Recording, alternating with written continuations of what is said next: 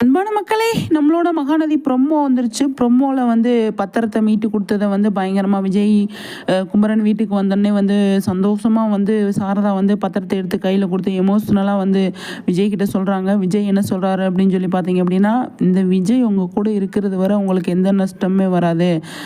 நீங்க என்ன நம்பலாம்" அப்படின்னு சொல்லி பயங்கரமா வந்து சொல்லுவாரு. "நான் இருக்கும்போதும் நீங்க கஷ்டப்பட விட மாட்டேன்" அப்படின்னு சொல்லி பயங்கரமா வந்து எமோஷனலா வந்து சொல்லிட்டு இருந்தாரு. அத சாரதாவுமே பயங்கரமா எமோஷனல் ஆயிட்டாங்க. குமரன் வந்து பயங்கரமா வந்து அவருமே வந்து சப்போர்ட் பண்ணாரு.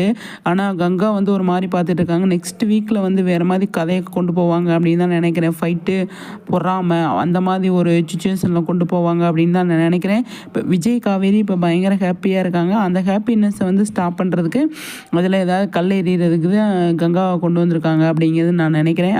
அடுத்து நெக்ஸ்ட் வீக்கில் வந்து பார்த்தீங்க அப்படின்னா, இப்போ வீட்டுக்கு வந்தோடனே இந்த பிரச்சனைலாம் முடிஞ்சதுக்கப்புறமா வந்து வளைகாப்பு ஃபங்க்ஷனை பற்றி ஆரம்பிப்பாங்க. அதுக்கப்புறமா வந்து வேறு மாதிரி நடக்கும் அப்படின்னு தான் நான் நினைக்கிறேன். சூப்பருங்க. இன்றைக்கி ப்ரொமோ வந்து நம்ம எதிர்பார்த்தது. கண்டிப்பாக வந்து சாரதா வந்து கண்டிப்பாக விஜய்கிட்ட கொடுத்து எமோஷ்னல் ஆவாங்க அப்படின்னு நம்ம எதிர்பார்த்தோம். அதே மாதிரி எமோஷ்னல் ஆகிட்டாங்க. விஜயால் தான் நடந்திருக்கு. நம்ம விஜய்கிட்ட சொன்னதுனால தான் இதெல்லாம் நடந்திருக்கு அப்படிங்கிறத அவங்க அனித்தனமாக நம்புகிறாங்க. அதுதான் உண்மையும் கூட.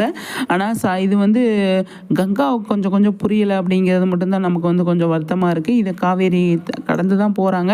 அது கடந்து போனால் இப்போ அது எப்போ எந்த மாதிரி ஒரு சுச்சுவேஷனில் போய் நிற்கும் அப்படிங்கிறத நம்ம பார்க்கணும் இல்லையா? நிறைய விஷயங்கள் இருக்குங்க இதில். சரியா? சூப்பர். இன்னைக்கு ப்ரொமோ வந்து செம்ம. ஒரு மகனாக இருந்து இந்த விஷயத்த பண்ணியிருக்காரு விஜய். அதுக்கு அவருக்கு பாராட்டுக்கள் அப்படிங்கிறத மட்டும் நம்ம சொல்லணும்.